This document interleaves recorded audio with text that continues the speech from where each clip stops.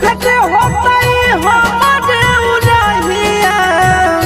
बैठी के पिपरा के